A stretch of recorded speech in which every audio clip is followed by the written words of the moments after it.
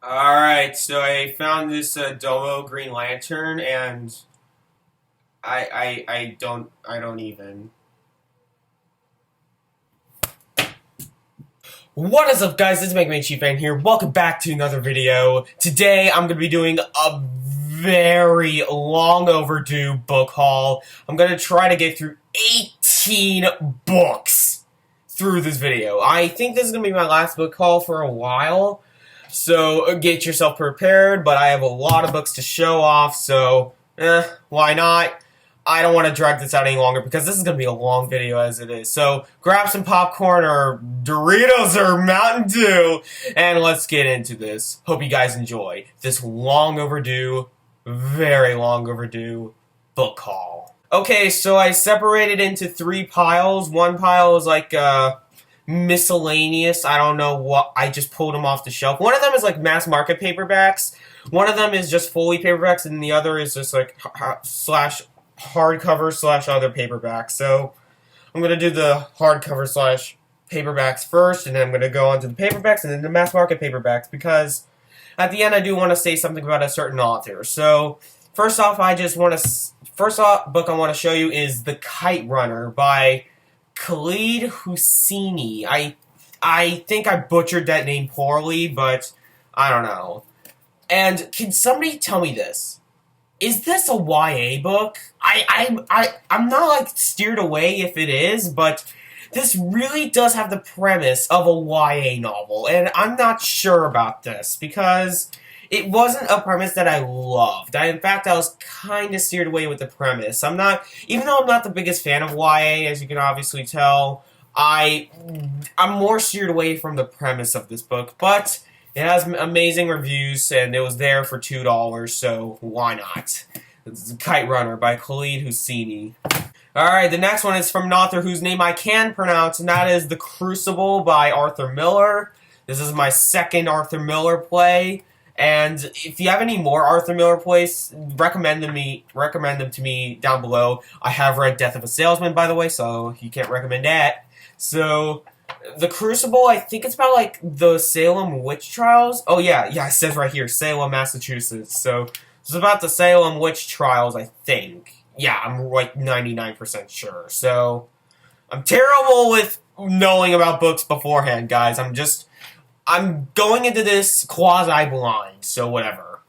Woo. The next book is another book I'm kind of confused whether it's YA or not. I think this is more literary fiction, and that is Ian McEwan's Atonement. I have not read any Ian McEwan before, so this is going to be my first one, and hopefully not my last, because this does look really good. And I got it for $2, so why not? Most of these books I got for like $2 to $3 or even $1 a piece. So, I'm really happy. Plus, look at this. I really love this cover. I don't know why. The only thing I can do with these book hauls is that I can judge them by the cover, which is like which is kind of like a rule in books not to do. So, whatever.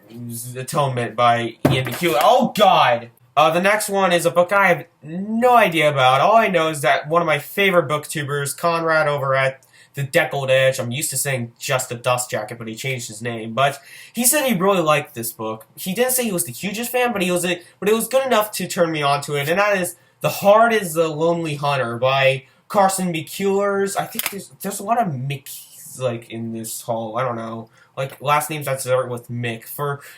Now I'm gonna be pulling out McDonald's if you don't mind. I have no idea what this is about. No idea whatsoever. So, yeah. Carson McCullers, The Heart is a Lonely Hunter. I don't know. I really don't know, guys. This next book is the book that I actually just finished reading today, and I'm gonna say this right now, I really like this book. I really like this book. And that is The Secret Life of Bees by Sue Monk Kidd.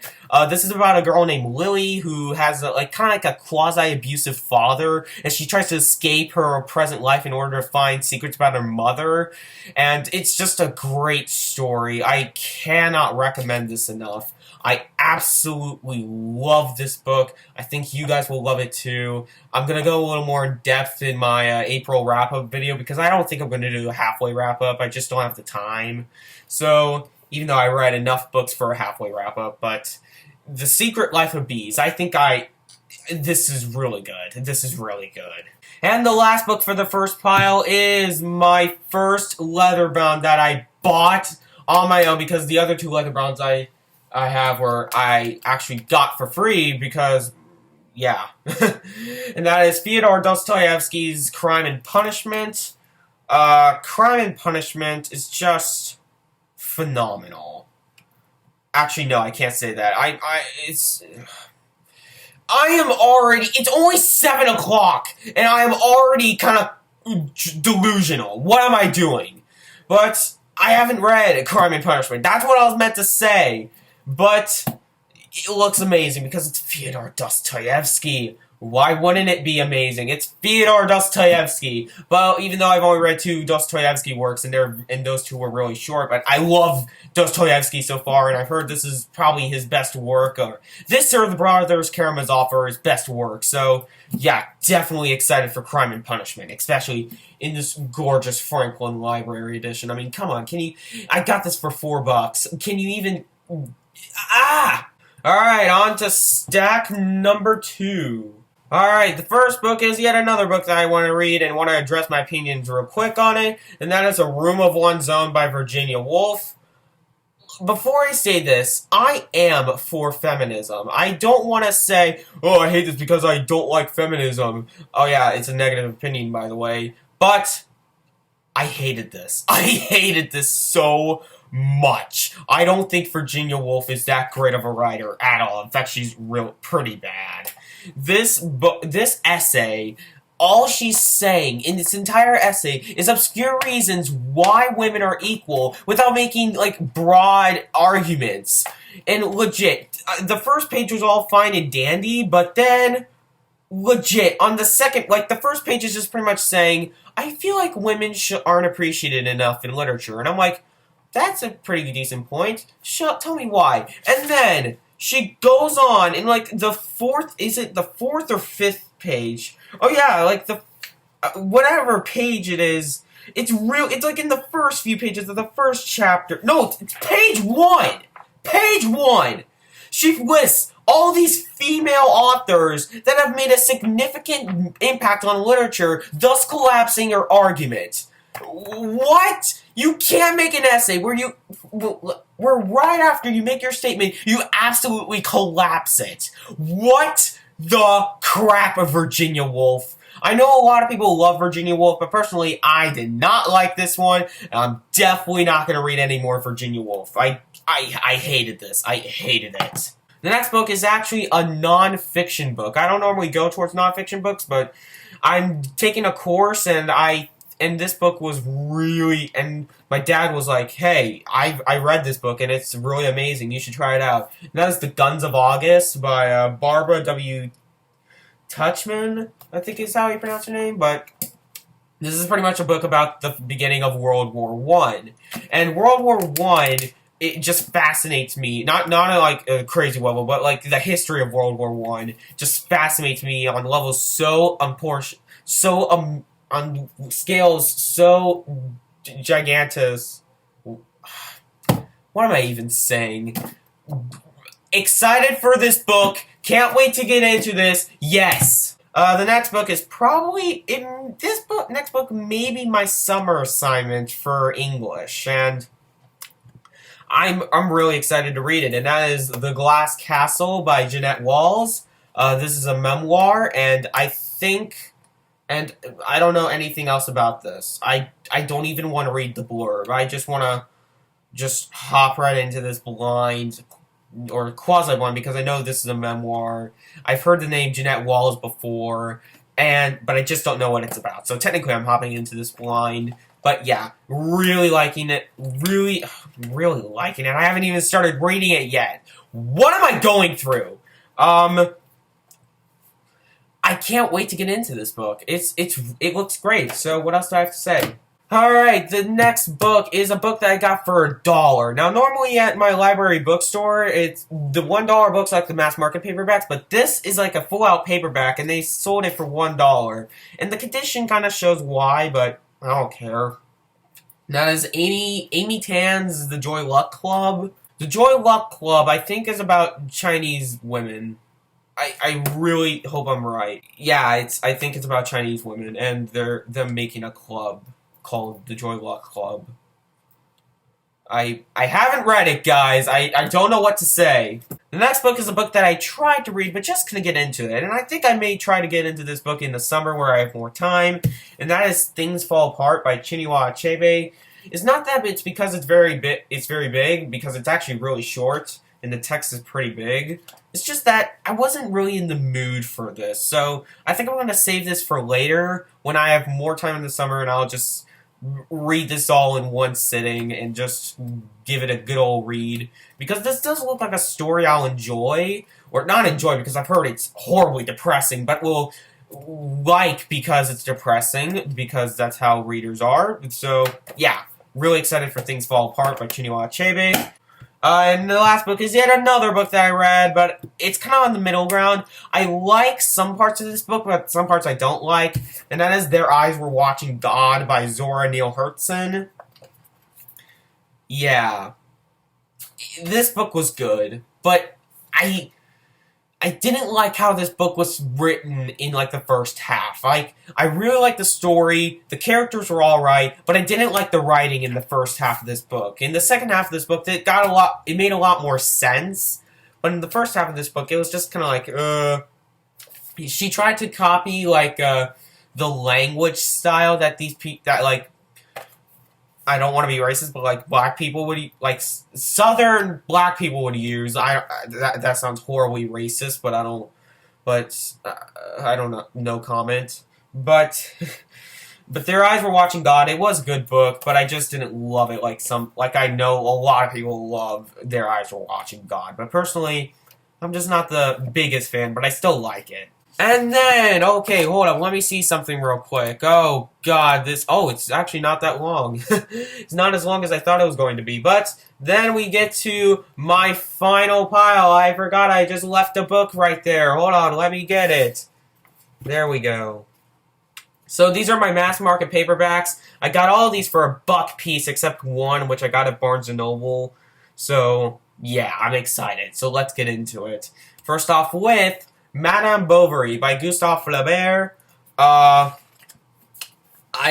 Even though this is a very famous novel, I don't know what this is about. I think it's about a woman who has a lot of affairs and gets consequences for those affairs, but I don't know. I really don't know. So Madame Bovary, that's literally all I have to say. Oh my god. The next book that I'm going to be reading is Pygmalion. I'm reading. What am I talking about? The next book I'm going to show off is Pygmalion and Major Barbara. What? Oh, Pygmalion and Major Barbara by George Bernard Shaw. I'm really wanting to get into more plays, and I really want to get into more Irish literature. Like, I love Oscar Wilde and Samuel Beckett. James Joyce is one of my least favorite authors, if not my least favorite author of all time. But George Bernard Shaw, I think I'm gonna like this guy. Especially Pygmalion, which I'm really excited about, because then I can watch My Fair Lady. So, yeah, that's a plus. And then the final 4 books is all from one author. Now, I want to say this.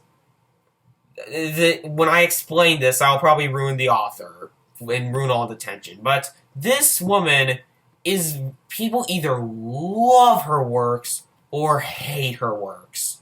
I am in the rare specimen where I'm in the middle, more siding to loving her work. Because she does have a point with some of her philosophy. Oh yeah, that pretty much spoils it, by the way. But I'm gonna keep the suspense going. And but some people hate it and think she's like a selfish person and makes selfishness a philosophy. That even explains it more. But screw it. It's Ayn Rand. I got all of Ayn Rand's novels. I got We the Living, which is a book I don't hear much about, but it's a novel. The Fountainhead, Atlas Shrugged, oh god, and Anthem, this really old copy of Anthem. I have only read The Fountainhead and Anthem, And Anthem was alright, but I really like The Fountainhead. I think The Fountainhead is a great book. However, her philosophy for me is hit and miss. Well, it's not hit and miss. It's some parts that I like about it, but there's a lot of parts I don't like about it. I like the fact that individuals, she sees so much potential as an individual. She thinks that the individual can make a difference. And that's what I really appreciate about her. But the thing that I don't appreciate about her is that how she despises humanity and how she thinks grouping people together is just the end all of everyone. And that's not really the case. She denies standard love, and she just, I don't know, it's very complicated. Her philosophy is so complicated, it's meant for a video on its own, and I'm barely scratching the surface of it. But I like Ayn Rand's writing. That's what I really like about Ayn Rand. I think her writing is really good, her stories are really good, and I like her characters, especially in The Fountainhead. Howard. Howard is, oh my god, he's probably one of my favorite characters that I read this year. He's easily in the top 5. I love that guy. But, yeah, Ayn Rand. I'm just going to leave it off there because I don't want to explain anymore. But, yeah, Ayn Rand, pretty good author, actually. So that was the haul, guys. I know this was a very jumbled video, but I tried to show off 18 books, so it was an attempt. Did I succeed or did I fail? What have you guys picked up? So comment in the comments below. And yeah, that's pretty much all I have to say. So I'm not going to drag this on anymore. I'm Mega Man Chief Fan, and I'll see you later, guys.